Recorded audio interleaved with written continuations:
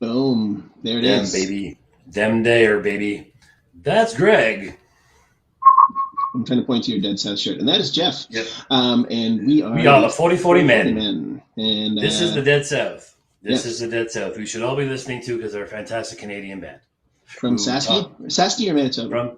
They're from Saskatchewan, except one of the guys is from Kelowna. Kelowna. And yeah, so see if I can remember their names now. You got Danny, who plays the cello, but he wears it like a guitar. Mm-hmm. You've got Nate, who's the lead singer with the gravity voice. You've got Colton Crawdaddy. I can't remember Colton's last name, but they call him Crawdaddy. He's the banjo player. And then I believe, the fourth guy who's my favorite too. Just forgetting his name. He's got the big old beard. He's the guy who sings the great harmonies with Nate. And he has a few really cool songs. When you busted out I believe his name is Pete. But I'm not 100% sure. I think it's Pete. And he's the one that's from Kelowna. And they're just a fantastic Canadian band. And then they do bluegrass and sing a lot about Tennessee and North Carolina. When you busted out Danny at first, their names are Danny, Jonathan, Donnie, Little Joe, McIntyre, and I thought you were going Backstreet Boys. Backstreet Boys, all right. Oh, that would have been... No, sorry, New Kids. That's New Kids. That would have been New Kids. Yeah. New Kids. It's that's Nick, AJ, Howie, Kevin, and Brian. I know my boy bands. Don't worry. That's fine. That really disappoints me. Hey, I listen to metal. I listen to metal. I listen to everything. I listen to everything too. Like, these guys are verging on country. They're bluegrass, but there's definitely a country thing to them, but it's old school country, which I'm cool with. The new country stuff, I just can't do it. I just can't. It's too sad. It's too saccharine. I have this this thing that we're going to play a little later on because this little bit.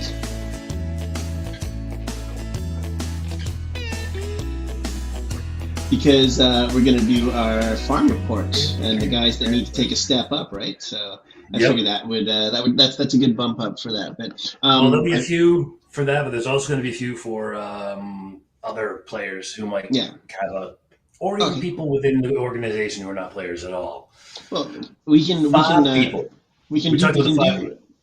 little recap of the World Series because I mean we're doing this on Saturday night, so the game 2 is actually going on right now.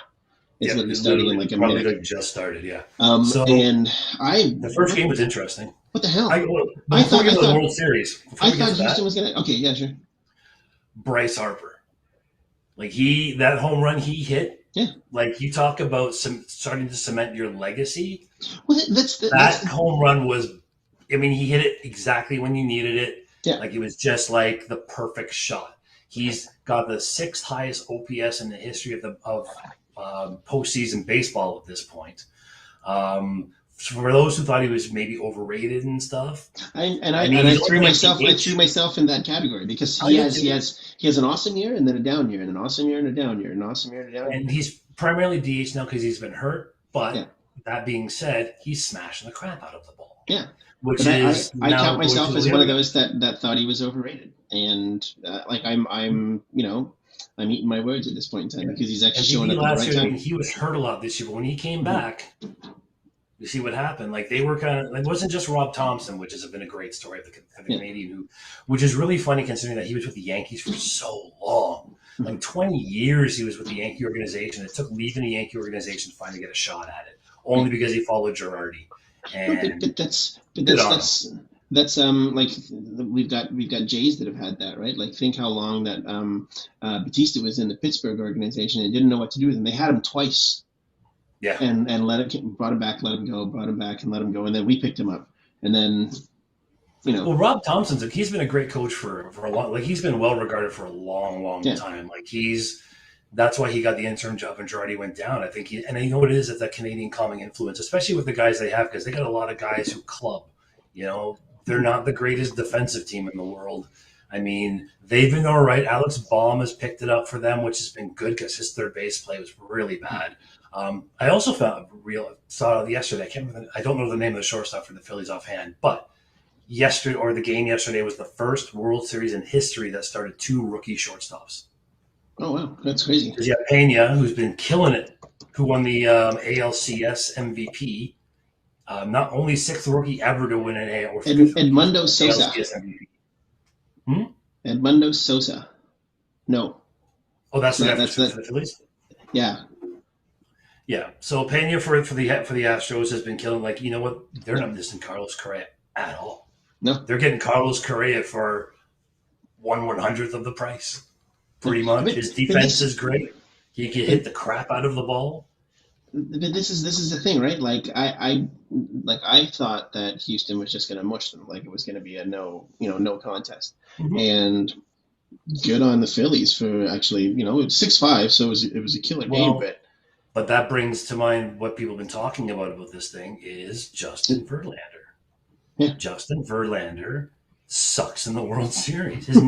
His ERA went up again. It was at 5.76 and now 6.04, I think it is now, because he gave up all 5 runs. But think of David Price. David Price, one of the greatest pitchers, in the regular season, and couldn't win a playoff game to save his life. But he's had some playoff moments. He's been all right. Like, he hasn't been a train wreck. And Verlander's specific train wreckery is in the World Series. Yeah. He's been decent in the championship and division series. He hasn't been that bad. It's when he gets into the World Series, I don't know.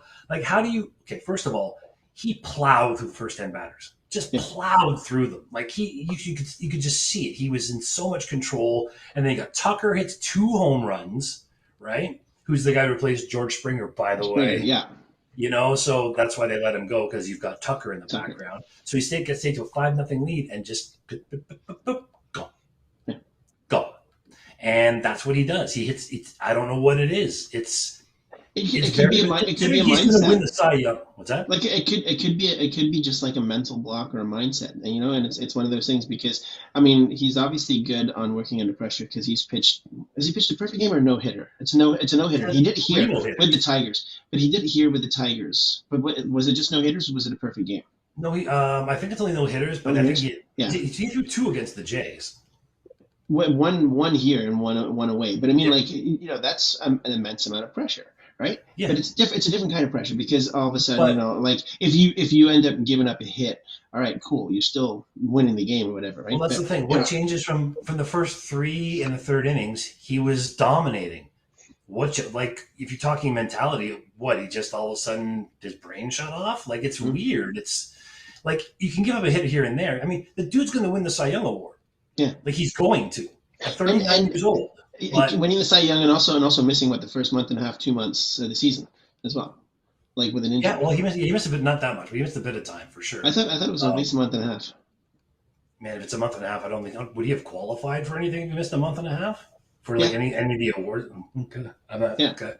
Anyway, regardless, because think of how long the baseball season is. Month and a half. That's maybe 6 starts. Yeah, but and that's just another reason why I think it maybe shouldn't win it. I don't think he pitched enough. I think it should be between Dylan Cease and Garcia from the Astros and Alek Manoah. That's who I think the 3 should be. But Verlander has the counting stats. So and he's playing for a winning team, so that's also going to help. And that's also and I hate that. I hate that with your argument with the MVP and the MOP, because you've got a freak of nature in Aaron Judge. He's going to win the MVP for the AL anyway. I think he will because they made the playoffs. Even if he didn't make the playoffs, because he hit 62 home runs. They don't even. They put their stuff in for the awards before the playoffs even start. No, but they always count in they didn't make the playoffs, so we got to make a special exception. Well, I know what I'm saying, but when they vote for them, they don't playoffs aren't even part of their equation, right? But with Aaron, good thing is Aaron Judge hit 63. Yeah, he was fucking terrible. I know. I mumbled. This is work. This is work for me. I have to go back and edit radio. Just do a beep. Can you just throw a beep in there? Yeah, but I gotta find it.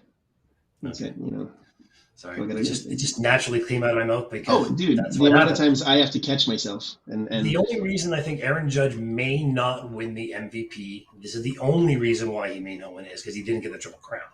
Yeah, he was threatening for. And Ohtani's numbers were better than last year.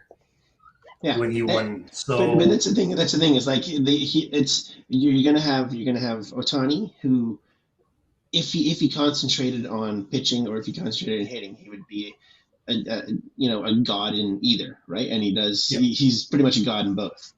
So what do you do with him, right? His numbers weren't as good as his pitching numbers last year. So he's not going to win the Cy Young because we know who's going to do that. But he could win the MVP again. Right. But not a playoff team, but you have to sort of look into that. Like this is something that's incredible. But then also you've got Aaron Judge breaking the American League record, and that's awesome too. Yeah. And that's the thing. I think people got to reel back a little bit from giving him crap. Like, oh, he was going for the record. Oh, like he was going to be the real record. The whole thing that happened with Roger Maris's son, who kept advocating that the others weren't the home run champions, that his dad was the home run champion, and because of steroids and all that other crap, was just such a disservice. And it made him look like such a goof. Yeah. Because he was saying, if you say it once, cool. You said your piece. But he wouldn't stop talking about it. But then there's also the asterisks with Roger Maris because he hit 61 when they actually played extra games. Exactly. Right. So you can bitch about Babe Ruth, the real home run champ, because he did it in less games. So I mean, well, like when we did that list the other day, how many times Babe Ruth had hit 50 home runs in that short of a span? When did Aaron Judge hit his 61st home run? What game number did they play? I don't know.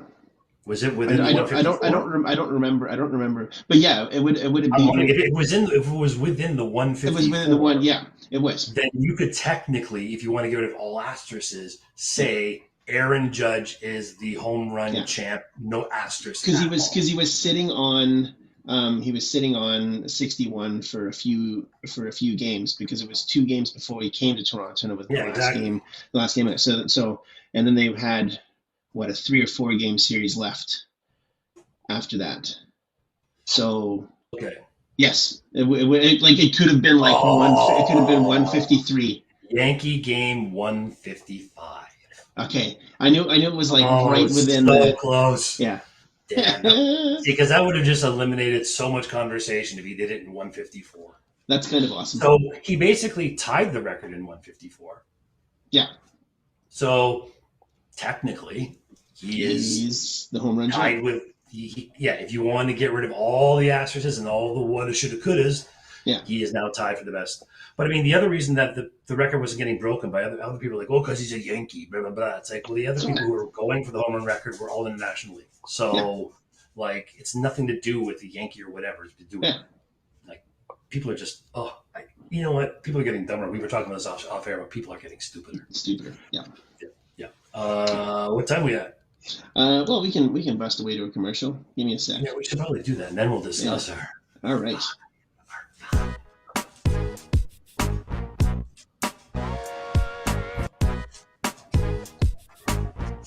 What's going on, Chuckle? You got the doggy in the background? Mm-hmm. Well, actually, that's a possibility that my cat might show up in the background. Got a new kitty.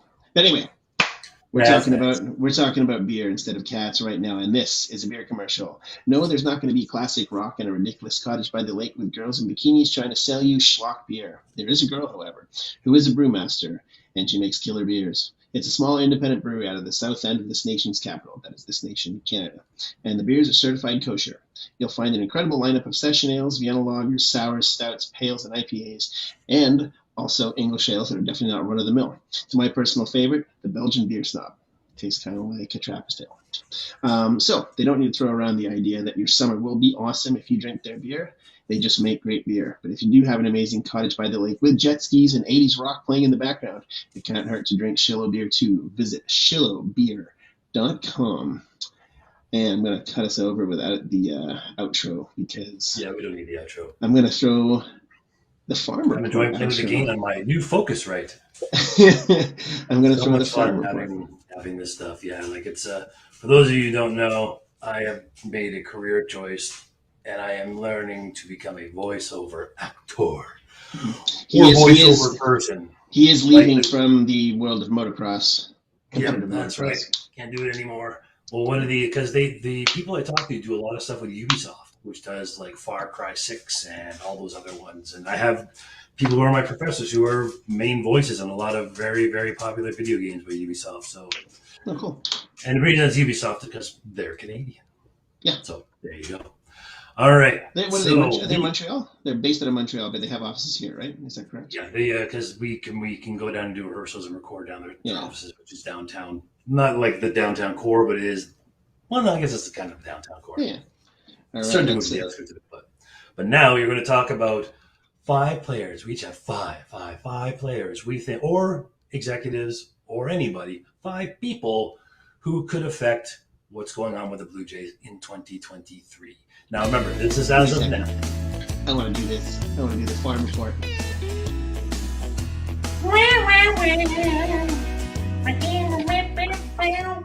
Well, it's your new country. There you go. Yep. All right. Twangy country. Yeah. Now remember, this is as of this weekend, which is the weekend of October 29th. Yeah. So take this with a grain of salt. This will probably change as the off season progresses, as moves are being made. Yeah. But let's go with everyone that's on a roster right now. Yeah. And before anyone who could affect, like I said, anyone could affect what's going on. It could be anybody. Okay, and we're excluding. But it's mostly going to be players. Yeah. What are we excluding? We're excluding Moreno, obviously, right? We'll exclude Moreno. Well, actually, no. We're not going to exclude anybody. You don't think? Okay, because I mean, we can personally exclude them, and we can talk about things after. Yeah, he's literally made a step up, and he will be coming up. So that's but is it now here? That's the thing. If you want to talk about Moreno as one of those players, okay, he has to take a step up. That's good. And he has. Mm-hmm. Atkins has said he does not want him back in AAA next year. No, because he doesn't need it anymore. So the question is, who goes? That's going to be the biggest question of the offseason. We're probably not going to be in on many prominent free agents because that would be dumb. We have too much money.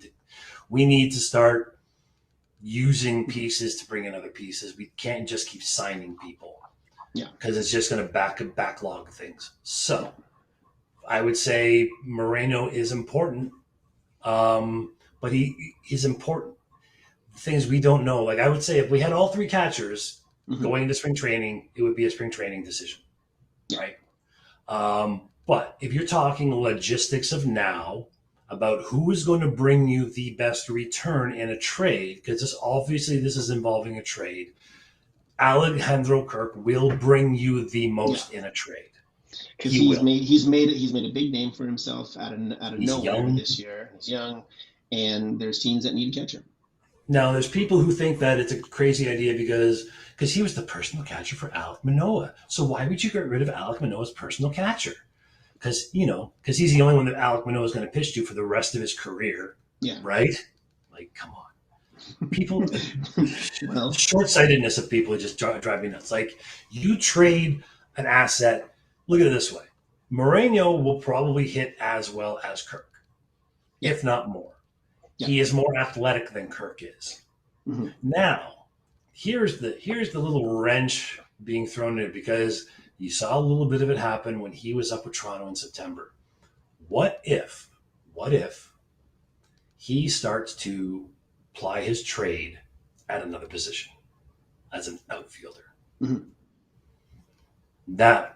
Now what happens? If they think, you know what, these 3 bats we got are going to be better than either Lourdes or Teoscar, right?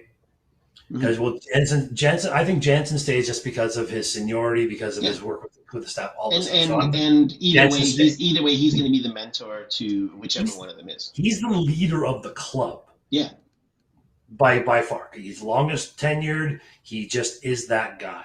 So Kirk would never play the outfield. No. He could never do it. Honestly, the only positions that man could play on a baseball field are first base and catcher. Catcher, yeah, first base, DH, That's catcher, it. yeah, first base, DH, catcher. That's it. And then so that means you put Moreno out in left or right field. Maybe he has played other positions. He was not a catcher to begin with. He was an infielder, but he's got a strong arm. So if they convert him to the outfield, that makes outfielders expendable. But I also would have said that outfielders were also expendable anyway. Yeah. So we've been throwing around Teoscar and Kirk in a package to get for you, Ian Happ. For me, at this point, Ian Happ seems to be a logical.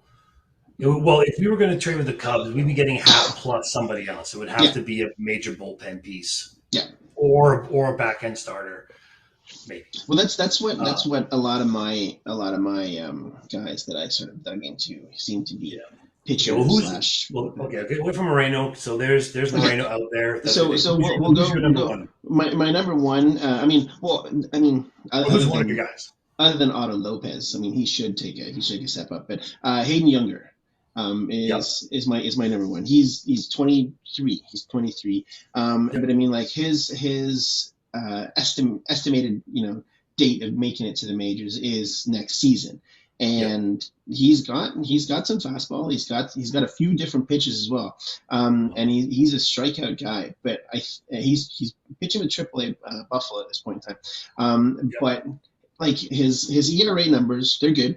It's 270 over his span in minor leagues, and that's actually pretty killer because you've got you have your learning curve there as well. But he's sort of stagnated this year in Buffalo. Well, according to the numbers I see here, because he was on my list too, actually. Yeah. So he actually improved when he went to Buffalo. His numbers got better. His WHIP didn't. Yeah. But his ERA was down. He's got a ton of strikeouts. Yeah, that's the thing. He's got a lot of strikeouts. Overall, he had 100 strikeouts and 37 walks. Yeah, but that's 100 strikeouts in 88 innings. So that's like 1.2. 1.2. Yeah, that's Romano-esque. That's not what they keep talking about. Lights out 100 mile an hour guy. So I agree with you with Younger. I think he needs to start in the minors though. To just see if he can notch it up just that much more. Like his WHIP going up by 0.1. It was 1.09 in New Hampshire and 1.19 in Buffalo. So it's not a huge difference, but it's a difference. It's a difference. So I would like to see, in 56 innings in New Hampshire, he gave up 12 home runs. In 32 innings in Buffalo, he gave up 6. So his home run rate went up a bit. His hit rate, everything went up a little bit, but his ERA went down, which is the only thing that went down, really. So he needs more of that. Maybe he finds another mile an hour or two on. And I think he does like a month in AAA, and then they bring him up sort of that early part of the season just to give him a taste and see what he does. But I think he should make a jump this year. That's one of my guys. So. His fastball sits now is 95 to 96 miles an hour. Yeah, and which is fine, but. From what, like I said, with him, he needs to make a step up in velocity because if he pitches that, there's a million guys like we've got. Kikuchi can pitch better than faster. I'm not even talking about our team. I'm talking about in general. 96 miles an hour is just an average arm these days, right? Yeah. Okay, so the number one guy for me at this point is also a pitcher. It's Yozuru Zulueta. Yeah. Because he took a huge step forward. His fastball is out of the 80 scale that they usually do. Most guys that I've looked at in our system are 50, 55, occasional 60. Yeah, and he's 70. He's 70. Yeah. Right. So now if you go to his stats here, just give me a moment here to put up his stats. And this is another guy that's had the Tommy John and come back strong. And he pitched for 14. He rocketed through the system. He pitched for Dunedin, Vancouver, New Hampshire, and Buffalo. In the same season. Yeah. So why can't I scroll that over? Scroll over. And he's also I like him too because he's he's not like massively tall, but he's got enough height to bring the ball down as well. And So 84, like 6'1", 84 strikeouts in 55 and 2/3 innings. Now that's more what we're looking for. Yeah. And his fastball is killer. So if he can keep that up, you'll see him in the bullpen at the beginning of the year for sure. Yeah, he's 24. But he's 24, but he's a Cuban 24. So yeah, and that could be 20. That could be 24 or 28. He could be 37 for all we know. But they said his curveball and slider actually have decent, and changeup are all 55s, which is also not bad. Yeah. So he's probably their first choice right now to join the bullpen, right? Because he's got the velocity they're looking for. So that's my first guy. Who's your second dude? My second dude.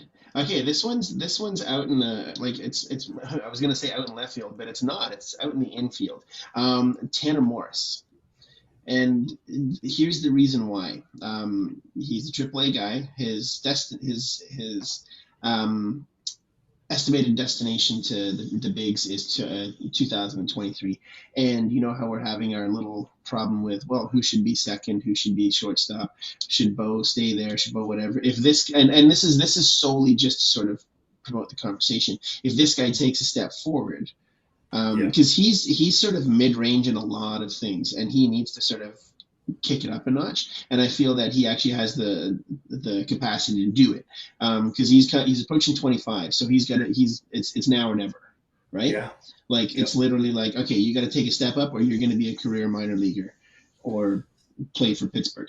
So what I've seen again, I look at the numbers as soon as you bring these guys up. So yeah, he seems to be a high on base guy. They call him a mental player. Like he's a very disciplined, very good, mentally stable. Yeah, he's a student of the game. He doesn't have the skill aspect. But exactly. He reminds me kind of like an Alex Gonzalez. That's what that reminds me of. And the one thing I will say about him is that between his strikeouts and his walks, they're pretty close to even.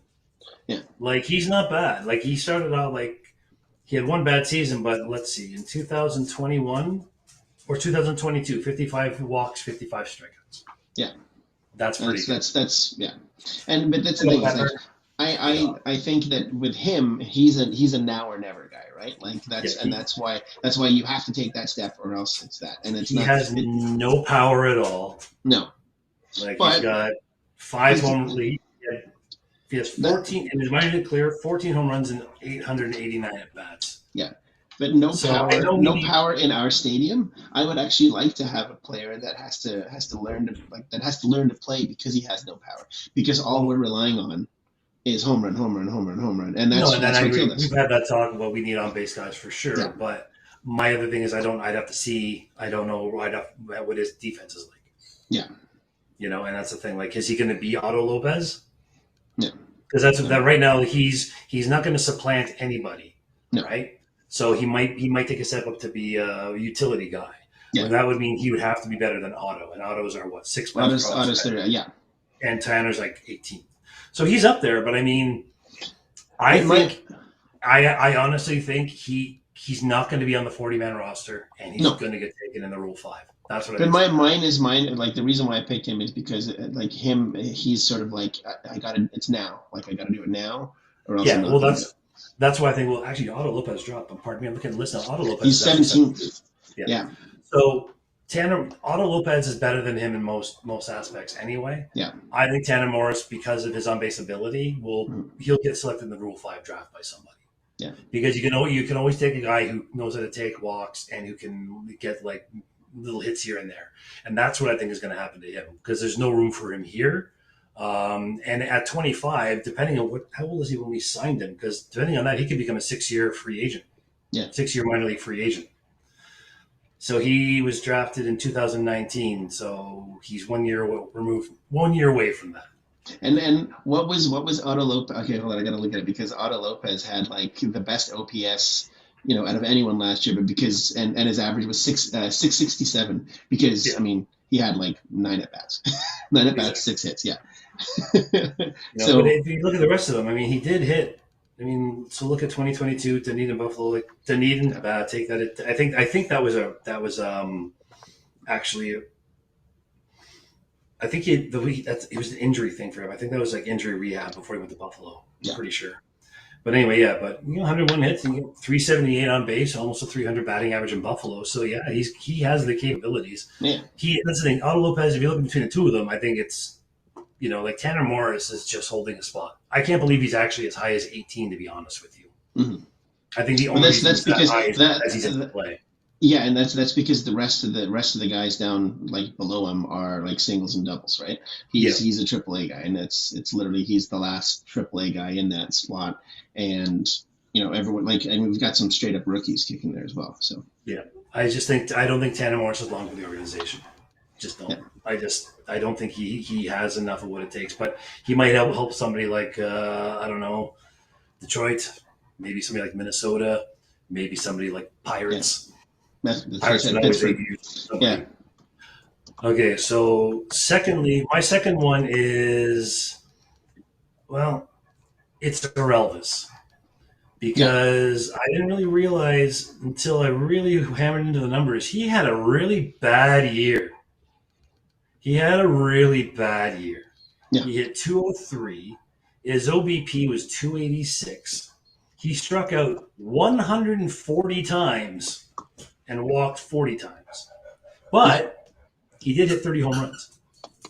Yeah. And had 76 RBI. I mean, if you hit 30 home runs and have 76 RBIs, that's a lot of solo home runs. Yeah. No triples, 15 doubles. His slugging isn't even 500. His OPS was 732. So he took a huge step back this year. And if we're going to make changes that are a possibility of changes, like some people are saying Bo might be in consideration in the right package, I don't think it'll happen, but they're saying if that's a possibility, his backup would have been Elvis. Yeah. Because we don't have who's the guy we traded to Miami for Pop and Bass? Groshans. Groshans. Yeah. So without Groshans here, he's the next one in line. There is a guy on rookie ball, but no. Just going through this list, nobody's ready unless you're going to count Spencer Horowitz, but he's a first baseman. So I mean, no. Or Elvis. I actually have him on my list. Actually, Spencer. Yeah. So Elvis, for me, he is one that has to take a step up in general because that's more for midseason. That if Bo is still an error-prone shortstop, which he is, they have somebody there who could take the spot. And that, in turn, would save them hundreds of millions of dollars, which could mean something considering they've got to sign Vladdy, they got to sign Alec, they're going to have to sign Kirk or Moreno at some point. It's just money is going to be an issue. We had $188 million payroll last year. Well, remember, we're gonna remember. If someone said we're gonna sign Alec Manoah for 12 years for $100 million. The latest rumor around, which I can't believe, and this is somebody I watched this guy on a place called Ballcap Sports. Mm-hmm. They're pretty good on YouTube. Yeah. They were saying that the dark web has been saying that the Jays are going to make a serious run for Shohei Ohtani. Oh, wow.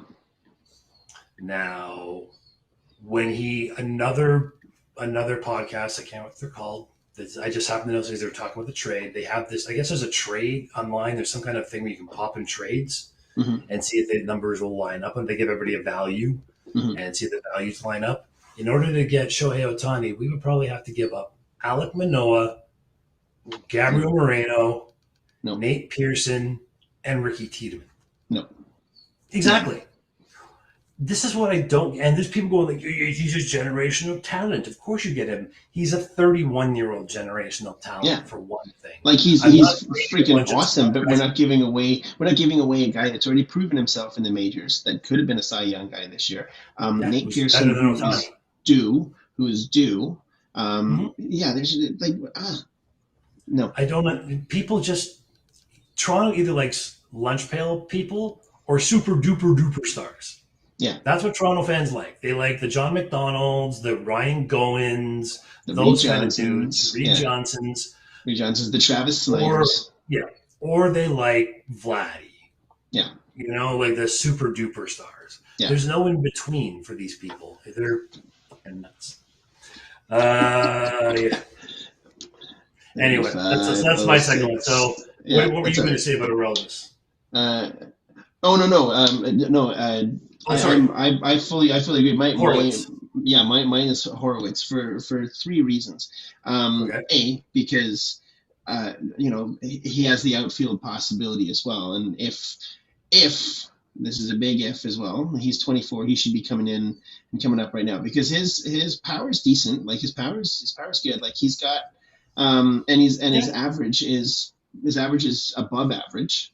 So like you're looking at base too. Yeah. Actually, his career's got a good on base. Yeah.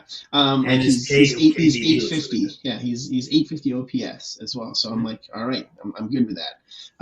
But also this one was literally just because, Horowitz is usually like the Jewish Howard. So I was like going through and I'm like, yeah, man, that's kind of. It's always got to tie it into yourself. An offshoot of the family. But we're overcrowded at first base, and he's not going to supplant Vladdy. But if he can actually make a little decent jump as an outfielder, that'll give us something to and that's another big thing as well. Yeah. He's the opposite of me. I've never seen a person who throws right and bats left. That's weird. Yeah. I'm the other way around. I bat right. I throw left and bat right. And golf right and play hockey right, but I throw left. Oh. Well, I can't anymore because there's something torn in my shoulder and it hurts. I feel so sorry for you.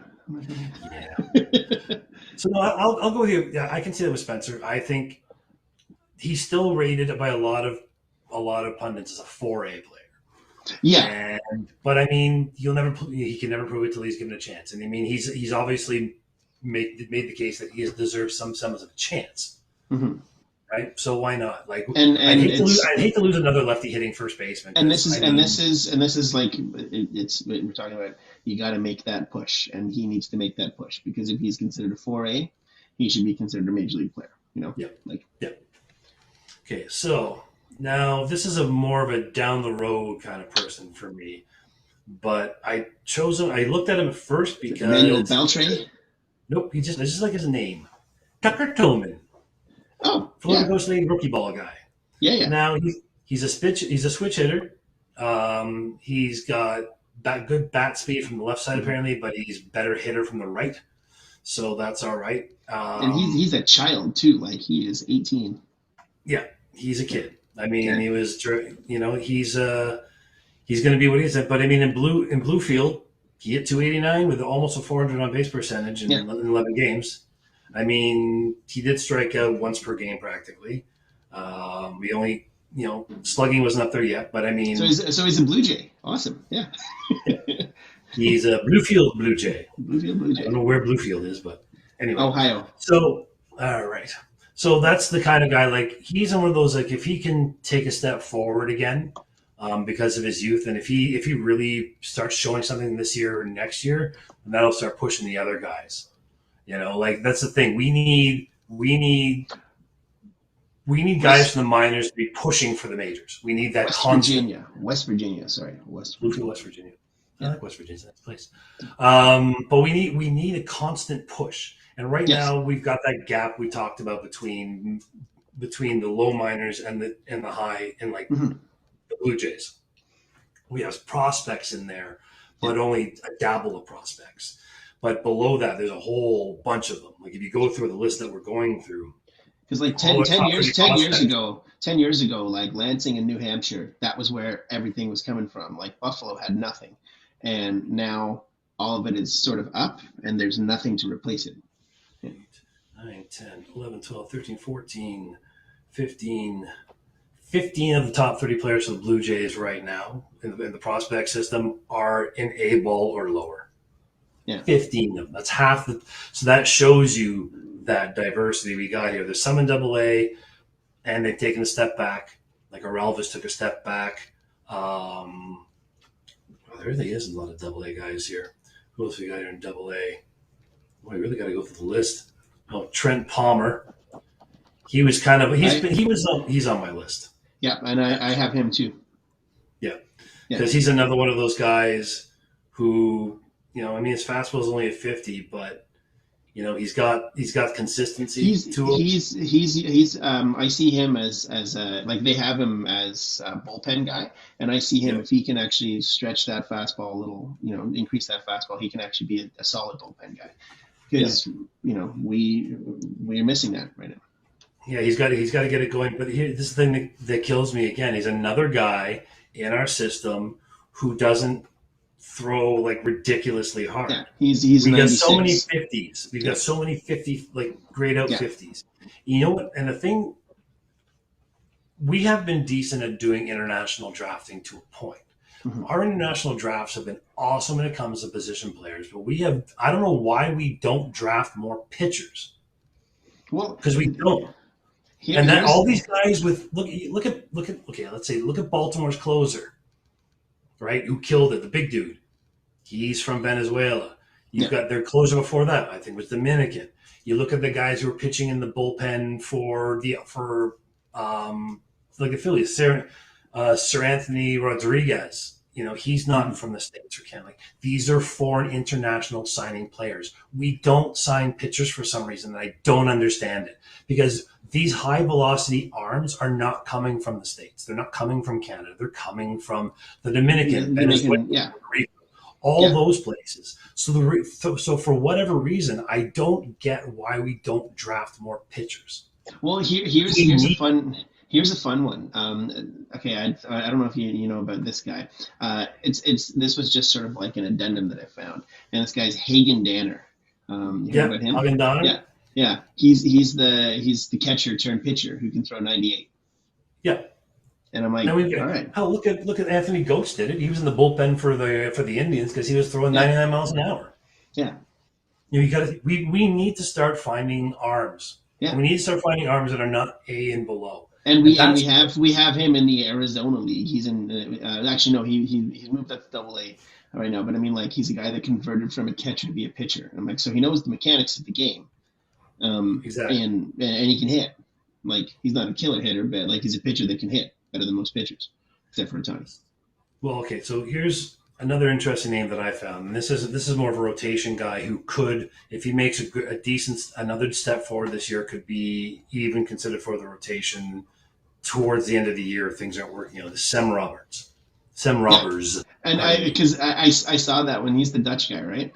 I saw that because I was thinking Sam Roberts.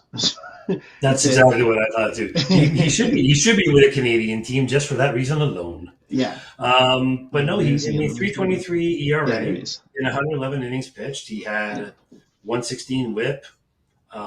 His ground outs to fly outs is a 1.26, which is very interesting because that means he's a hardcore ground ball pitcher, which with our defense, 3/4 of it anyway is pretty good. Yeah. You mentioned the finalists for Silver Slugger. We have 6 of them. Yeah. 5 actually, because George Springer got nominated twice. Anyway, he got nominated for outfielder and for DH, which is weird. But anyway, so Sam Roberts it's like an interesting, like, you talk about international. I know the Jays have delved into Australia territory. Who was that 6'10" Australian we had for one point? I don't know. Like, Liam Hendricks was our Aussie that we had for ages. We had Liam. Yeah. And that's the thing. Aussie's been a big thing in Korea, Japan, but nobody's ever thought of going Dutch. Well, that's the thing. Is like there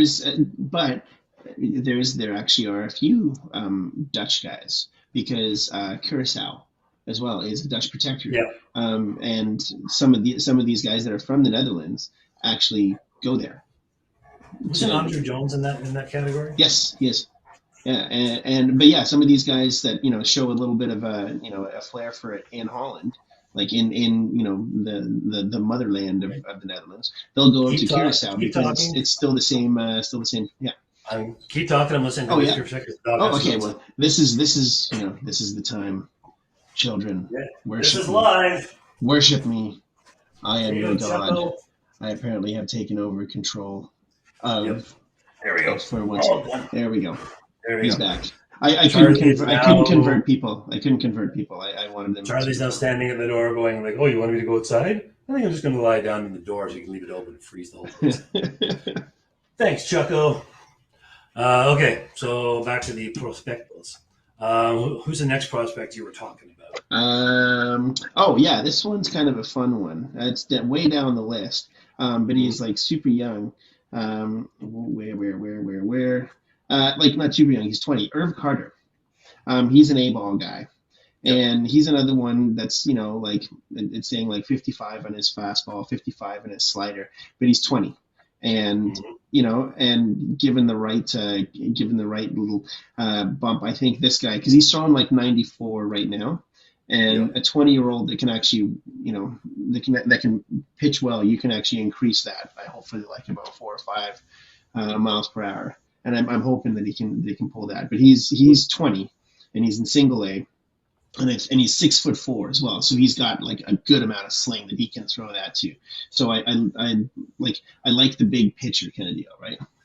It's interesting here. It says that he takes a page of the Marcus Stroman and Johnny Cueto books with hesitations and wrinkles to his delivery, which he tries to use situationally to disrupt hitters' timing. So he's one of those guys who likes to kick it like around the Things like around and do like that, yeah. Like my favorite guy for that is he's 6'4". Yeah, and that's what I like 6'4" he's big. But my favorite guy for that is he's on San Diego right now, and man, why can't I remember his name? His nickname's Disco because he always like wobbles. Oh. Like whenever he goes in, he'll has like some. Oh man, this is killing me. I have no idea. San Diego. Okay, you've lost me on that one, there, boy. I'm gonna have to dig this up. San Diego Padres. But this guy's 6'4", 20, and like with that frame and with like a good pitching coach, he can throw another 4 or 5 miles an hour on that, and I hope he can. Well, here's the other thing. I don't know if you look at this list. Look at the list. I'm sure you're on the same one I am at. Mike Clevenger. Mike Clevenger. Because he always does that little wobbly, Yeah. Look at the last column of all of these players. And what does that column say? Video. Oh, sorry. Mine says pros. Let's see. Number 1 and number 3. Oh, yeah.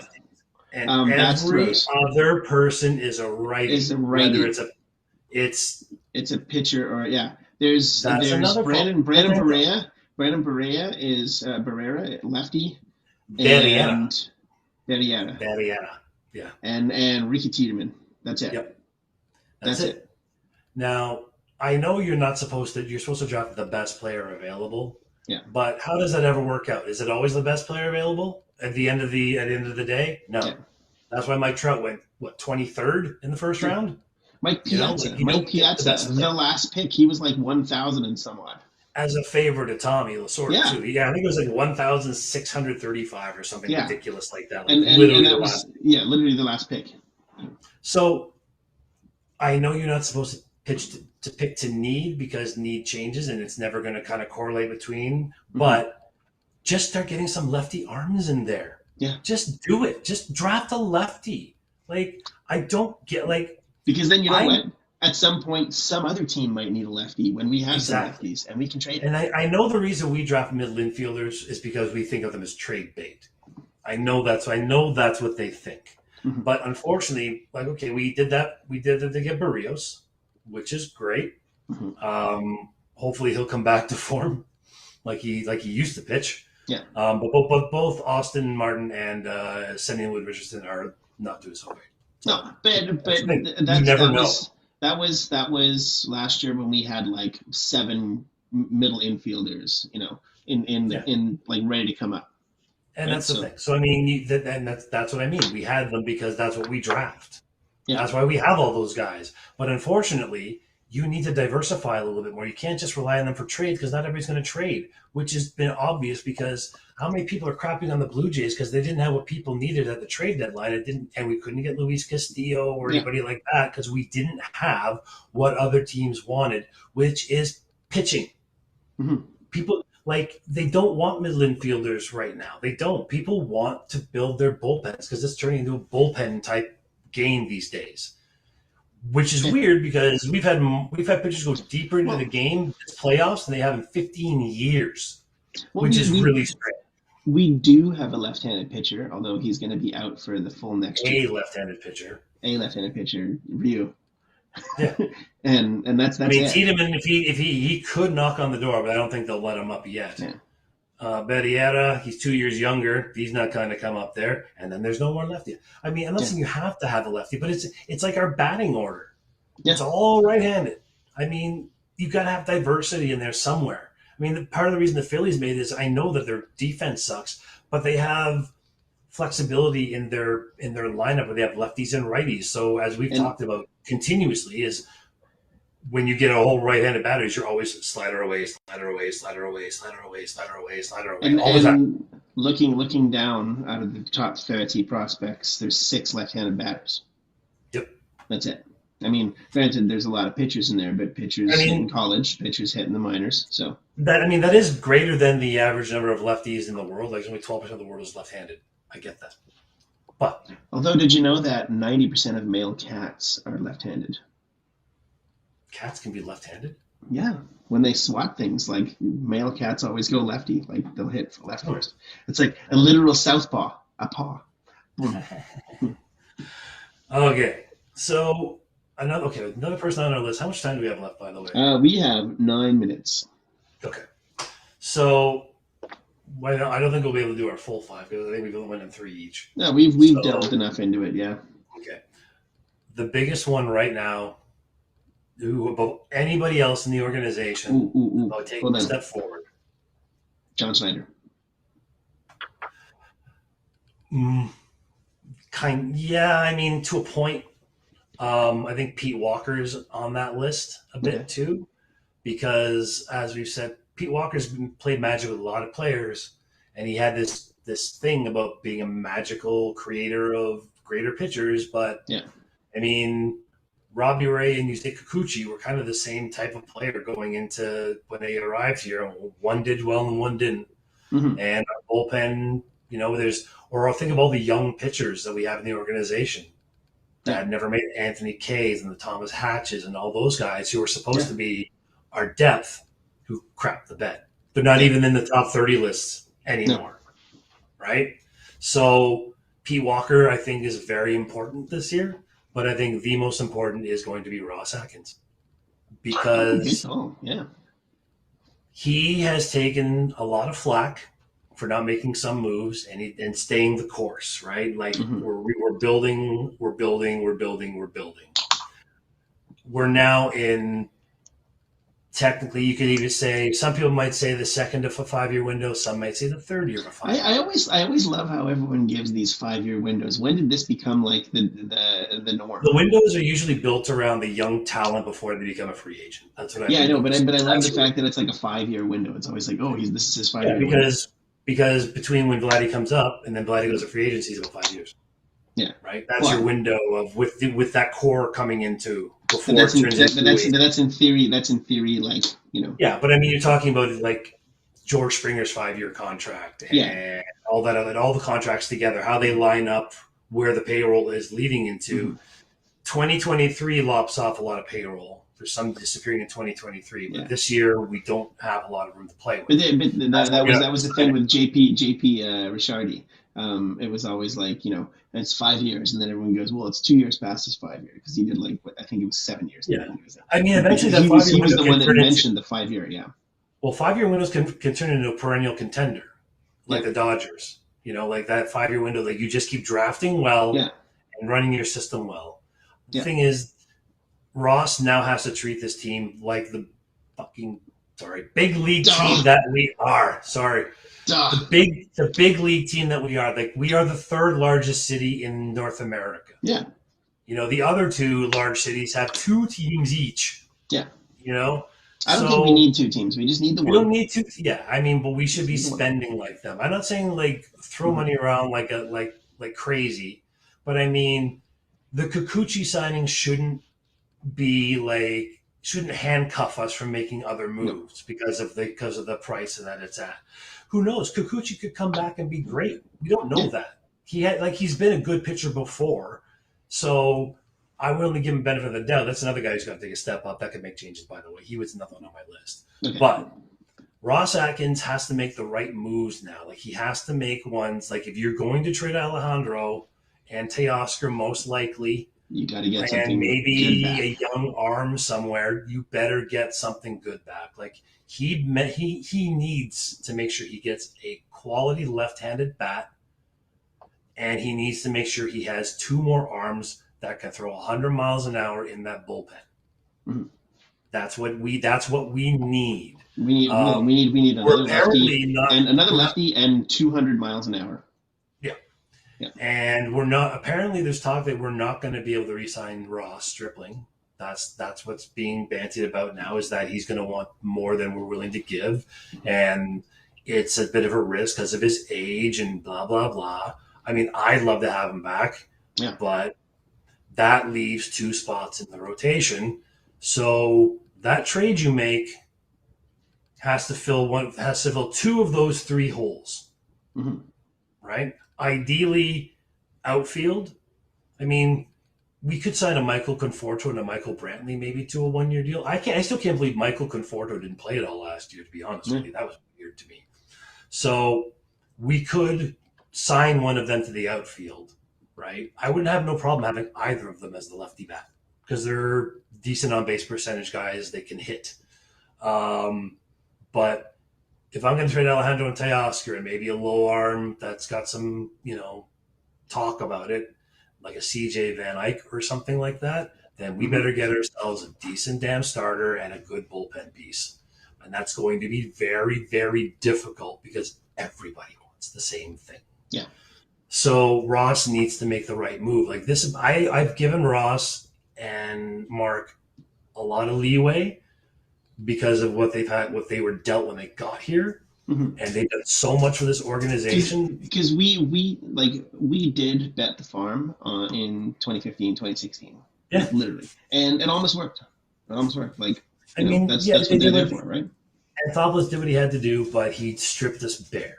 Yeah. So then we had to rebuild, and then we rebuilt the minors pretty decently, pretty quickly. But it shows like we were up to number 3, but it shows you how limited that depth is because we are now in the 20s again for best organization. In terms that's also because all our minor league talent is now on the roster, right? Exactly. So now your A ball players have to start. Everybody's got to start making that move up. Yeah. Everybody's got to really be proactive that way. So Ross needs to understand that and needs to find somebody to fill those spots. The bullpen and the rotation are the number 1 spots. I mean, I'd love a lefty bat.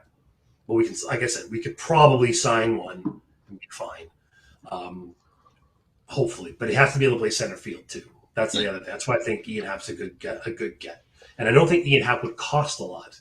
And with Contreras now being probably gone from Chicago, it's a good place for Alejandro to play. They would love him in Chicago. Yeah. Oh, you know what I mean? So if you could trade Alejandro, you would be Alejandro straight up for him. For Ian Happ, or Alejandro and a decent prospect for Ian Happ, straight up. And that leaves Teoscar for something else, for bullpen pieces maybe. You never know. But those are the guys that are going to get us something, and you better make sure you do. And if you don't, then make sure you're trading minor league guys for that stuff. We got a little over 2 minutes. We got 2 minutes right now. So, all right. So prediction for tonight's game, which will be null and void by the time this airs, but at least we'll see who's going to be a prognosticator. I'm going to say Houston 3-0. Let's see. So who's pitching for Houston now today? Yeah. Probable pitchers. I don't know. Probable pitchers. Baseball probable pitchers. Here we go. Come on. Zach Wheeler and Framber Valdez. I'm taking the Phillies. Taking the Phillies? Yeah. I'm taking the Phillies because Zach Wheeler is a way better pitcher, I think. See, that's the thing. I think the Phillies 1-2 are way better pitching, but depth-wise, Houston has it by leaps and bounds for pitching. But they made it closer with some of the deadline moves they made and some of the guys stepping it up. So, I mean, I could see Philly taking the series. I really could. It would be kind of cool. I like Philly. I've always had a soft spot for Philly. But yeah, I just think Houston's too powerful. I don't know. But I think so too. But the lineups are comparable. I didn't think Philly was going to make it out of the first or second round. So I mean, they have the second biggest win differential between two clubs in the World Series. Two clubs in the World Series. Yeah, well, so, the Phillies were the lowest ranked National League. 87 wins. All right, 87 wins. Kids, enjoy baseball. Yeah, we'll catch you next week. Where we don't know what our topic is yet, but we'll figure it out. No, there'll probably be more season stuff, I'm guessing. But enjoy your time, enjoy the fall, because the fall's awesome, and have a wonderful, wonderful Halloweeny. Woohoo! Oh yeah, actually it is Halloween coming up. So yeah, folks. And dress up as Jeffrey Dahmer. There's nothing wrong with it. Happy Halloween. Yes, there is something wrong with it. Oh. There's been lists of people saying, "Don't wear these costumes. You can't wear